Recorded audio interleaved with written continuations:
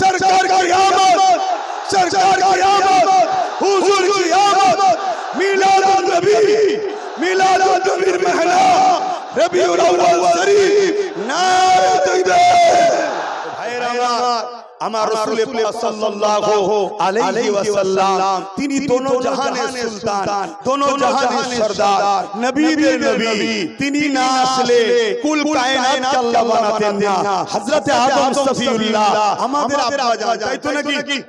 জোরে বলেন, প্রত্যেকটা মানুষের আব্বা জান, সে যে ধর্মেরই হোক, বাপ আদম মা হাওয়া, এই দুজন থেকে পৃথিবীতে মানুষ শুরু হয়েছে, এই দুজন থেকে পৃথিবীতে মানুষের সূচনা হয়েছে।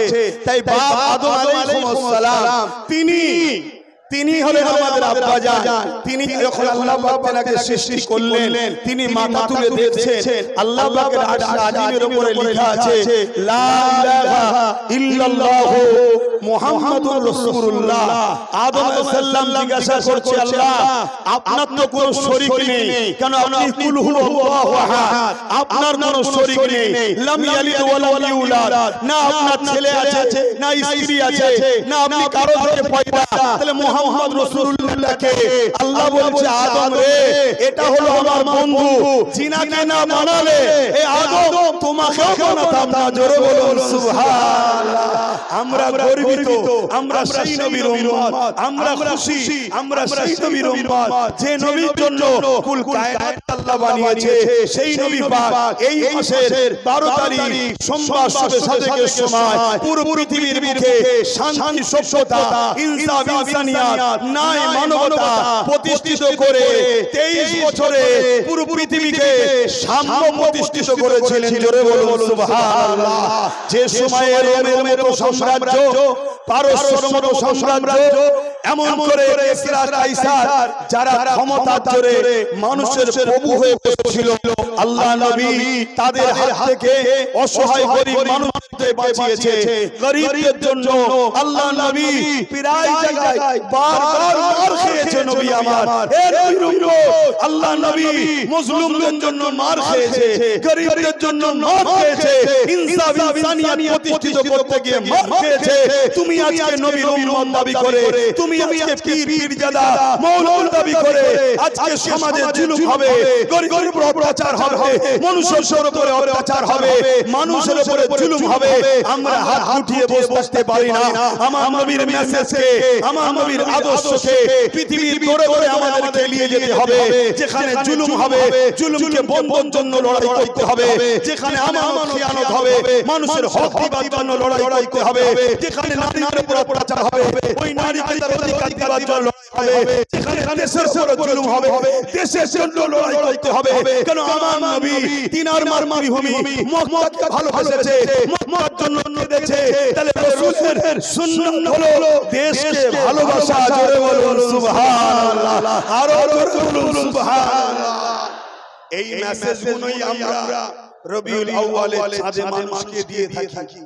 এই মেসেজগুলোই মানুষকে আমরা হুজুরের এই মিলাদ নবী উপলক্ষ করে দিয়ে থাকি। তার পাশাপাশি আমার আগে উলামা ভাইরা তারা আমার নবীর আগমন বৃত্তান্ত অনেক কিছু আলোচনা করেছে না করেনি। আমি একটা ছোট্ট আলোচনা করছি, মন দিয়ে শুনছেন তো? আম্মা জান হযরত আমিনা রাদিয়াল্লাহু তাআলা আনহা, যিনি আমার নবী পাক সাল্লাল্লাহু আলাইহি ওয়াসাল্লামের আম্মা জান, হযরত আব্দুল্লাহ হুজুর যিনি আমার নবী পাকের আব্বা জান, এবং হযরত আব্দুল মুতালিব যিনি আমার রাসূল সাল্লাল্লাহু আলাইহি ওয়াসাল্লামের দাদা জান। শুনছেন?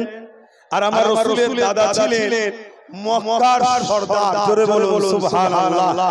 অর্থাৎ মক্কার লিডার ছিলেন তিনি। জোরে বলুন সুবহানাল্লাহ। তো রাসূল পাক সাল্লাল্লাহু আলাইহি ওয়াসাল্লামের আব্বা জান হযরত আম্মা আমিনা হুজুরের সঙ্গে বিবাহ হলো। এই বিবাহ হওয়ার পর সংসার জীবন শুরু হলো। হযরত নবী মুহাম্মদ সাল্লাল্লাহু আলাইহি ওয়াসাল্লাম আব্বা জান আব্দুল্লাহ হুজুরের পেশিনা কবর মুবারকে ছিল, ওখান থেকে আম্মা আমিনা হুজুরের রেহেম মুবারকে চলে গেলেন। জোরে বলুন সুবহানাল্লাহ। আম্মা জান আমিনা বলছেন যখন আমার রাসূল পাক সাল্লাল্লাহু আমার পবিত্র রেহেমে এলো আমার শরীরে একটা নূর জ্যোতির রশ্মি বেরোতে লাগলো জোরে বলুন সুবহানাল্লাহ শুধু এটা নয় আম্মা জান আমিনা আরো বলেন আমার শরীর থেকে একটা খুশবু বেরোতে লেগেছে যে খুশবু আগে কখনো আমি কোনোদিন শুকিনি এই খুশবু যত দিন যায় আস্তে আস্তে আস্তে আস্তে বাড়তে লেগেছে এ যুবকেরা তরুণীরা বাপেরা আমার নেতা আপনাদের নেতা দোনো জাহানের সুলতানকে আল্লাহ পাক কি নিয়ামত করেছেন শুনে রেখে দেন হযরত আম্মা জান আমিনা বলেন যত দিন এই খুশবুটা বাড়তে লেগেছে ওই খুশবু ছড়াতে ছড়াতে ছড়াতে পুরো মক্কার অলিতে গলিতে ছড়িয়ে গেল মানুষের মধ্যে একটা আলোচনা শুরু হয়ে গেল আমিনা এ আতর পাই কোথা থেকে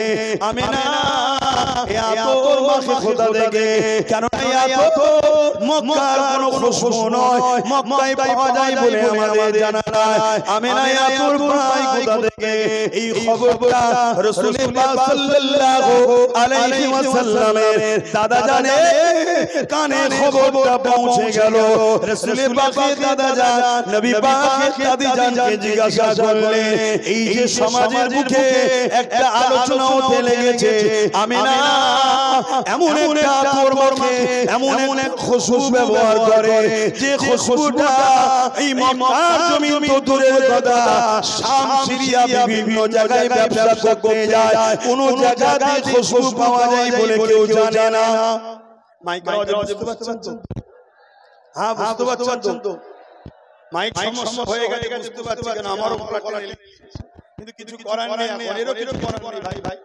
এর কিছু করার নেই এই এত জনসমুদ্রের দেশখানে এরকম হবে আমরা এতে আনন্দ বলুন আলহামদুলিল্লাহ হ্যাঁ তো আম্মা জান আমিনা হুজুরের খবর আমার রাসূল পাক সাল্লাল্লাহু আলাইহি দাদা জান যখন রাসূলের দাদি জানের সঙ্গে কথা বলতে লেগেছে তার শ্বশুর শাওরিকে জিজ্ঞাসা করছে ওই সময় রাসূল পাক সাল্লাল্লাহু আলাইহি সাল্লামের দাদি জান তিনি বলতে লেগেছেন যে হ্যাঁ আমিও এই খুশবু পাই যখন আমিনা কোন হাম্মামখানা গোসলখানায় যায় ওই গোসলখানা থেকে যখন আমিনা বাইর হয় আমি যখন প্রবেশ করি যেন গোসলখানাতে ঢুকি যেন মনে হচ্ছে আতরের গোডাউন ফ্যাক্টরিতে ঢুকে গেছি জোরে বলুন সুবহানাল্লাহ আরো জোরে বলুন সুবহানাল্লাহ আল্লাহ নবী দাদা জান হযরত রাসূল পাক সাল্লাল্লাহু আলাইহি ওয়াসাল্লাম আম্মা জানকে ডাকলেন ডেকে জিজ্ঞাসা করতে লেগেছে মারে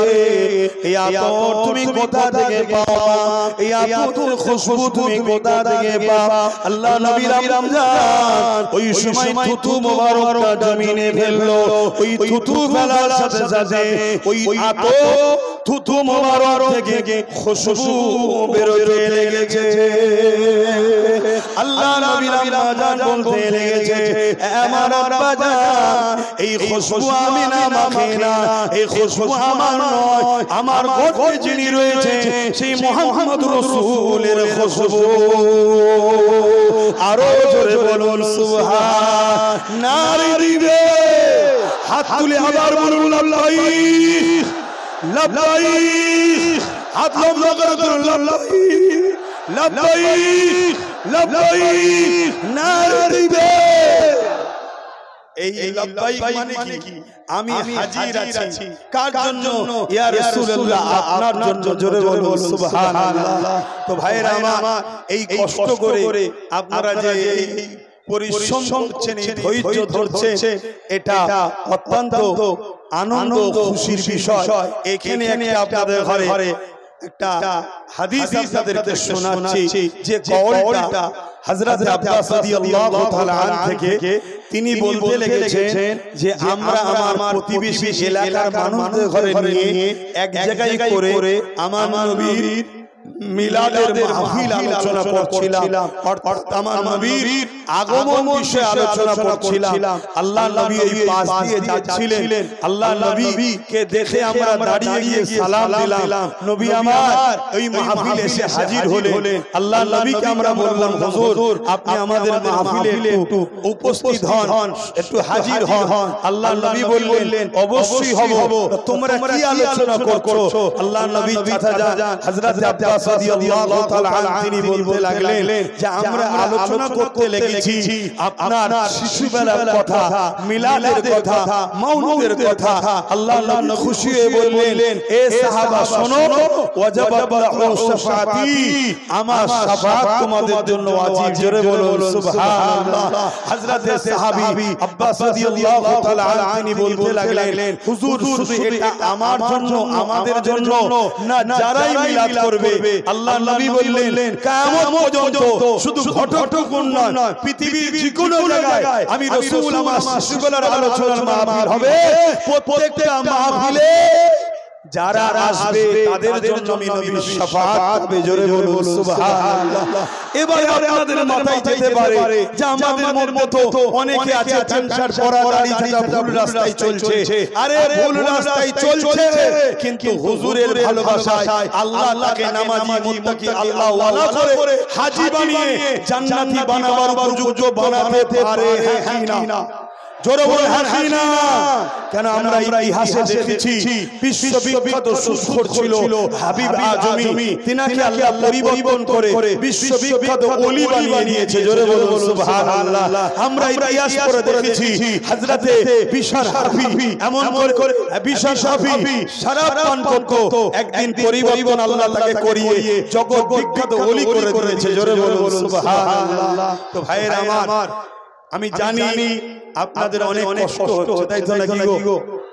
হ্যাঁ, এই অবস্থায় কষ্ট হচ্ছে তো নাকি? তো যাই হোক, আপনাদের নিয়ে আমার নিজের মাইকের অবস্থা, আমারও কথা বলতে কষ্ট হচ্ছে। কথা বুঝে আসছে যা আজ হুজুরের মিলাদ আমরা এসেছি। আল্লাহ আমাদের এই আলোচনাকে, আমাদের এই মেহনতকে, আমাদের এই বসাকে, আমাদের এই মজলিসকে আল্লাহ কবুল করেন। জাযা হিসাবে দুনিয়া আখিরাতে আল্লাহ আমাদের শান্তি দেন। বলুন আল্লাহুম্মা আমিন। আসুন একটু হুজুরের ভালোবাসায় আদবের সাথে আমরা সালাম দেব। ইয়া নবী সালাম।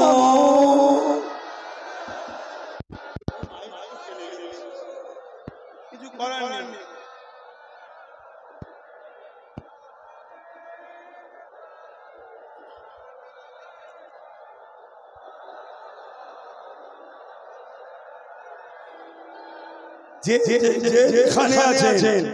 যেখানে আছেন সেইভাবেই দাঁড়াবেন, কিন্তু রাস্তাটা বন্ধ না হয়ে যায় এটা খেয়াল রাখবেন। যেখানে আছেন সেখানেই থাকুন। দেখতে পাচ্ছেন না দূরে আছেন, এসব টেনশন করবেন না। কেন? হুজুরের মিলাদে আসা হলো আমাদের লক্ষ্য। নিশ্চয়ই আমি মেসেজ দিয়েছিলাম যে আপনারা যারাই আসবেন উদ্দেশ্য যেন একটাই থাকে, হুজুরের মিলাদে আমরা যাচ্ছি, তাই তো নাকি? আমার ওই মেসেজটা দেখেছিলেন তো নাকি? এইটা হলো আমাদের উদ্দেশ্য। না হয় আপনারা গুনাহগার হয়ে যাবেন, এটা মাথায় রাখতে হবে। সব জায়গায় সবকিছু করলে হয় না। এটা হলো আমার হুজুরের আগমনের দিন। আরে দিন এখনো অনেক দিন পড়ে আছে, এখনো 6-7 মাস আছে। আচ্ছা ছালা ছিলবো, কোনো চিন্তা করবেন না। কিন্তু আজকে তোমার হুজুরের আগমনের দিন, আজকে তো মিলাদের দিন।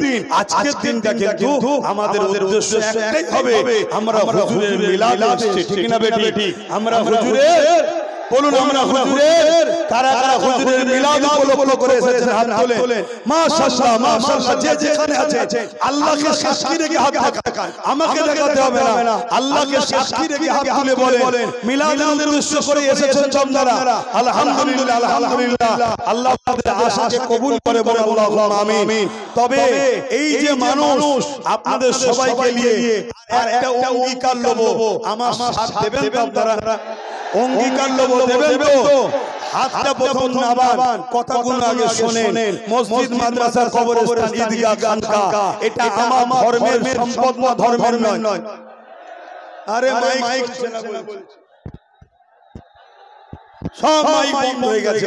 কি করবে এখন? কি রেডি করা হয়? এখন কি সম্ভব? তোমরাই তো পায়ে পায়ে সব ছিঁড়ে ফেলো, কি করা যাবে? যাক একটুখানি কষ্ট করো, একটু আমার মুখের দিকে তাকাও, দুধ থেকে ভালো ভালো থাকলে বুঝে লিয়া যায় কি বলতে চাইছি। কি চোখের ইশারাতেও অনেক কিছু বোঝা যায়। হ্যাঁ, তো সেই জায়গায় আমি বলতে চাইছি ওয়াকফ মসজিদ মাদ্রাসা কবরস্থান ঈদগাহ খানকা এটা আমাদের সম্পদ নাকি? জোরে বলে আমাদের তো নাকি? কিন্তু আজ বড় দুঃখের সাথে বলতে হয় কেন্দ্র সরকার এই ওয়াকফ কানুন সংবিধান বিরোধী আইন করে আমাদের মসজিদ, আমাদের মাদ্রাসা, আমাদের কবরস্থান, আমাদের ঈদগাহকে দখল করতে চাইছে।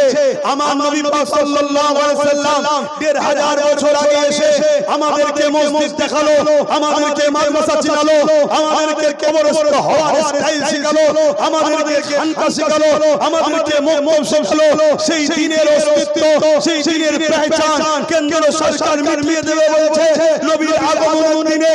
আজকে নবীর গোলামদের কাছে আমি জানতে চাই, আমরা বুকে তাজা খুন দিয়ে হলো কেন্দ্র সরকারের এই সংবিধান বিরোধী কালা কানুনের বিরুদ্ধে আমরা লড়াই করতে রাজি আছি না?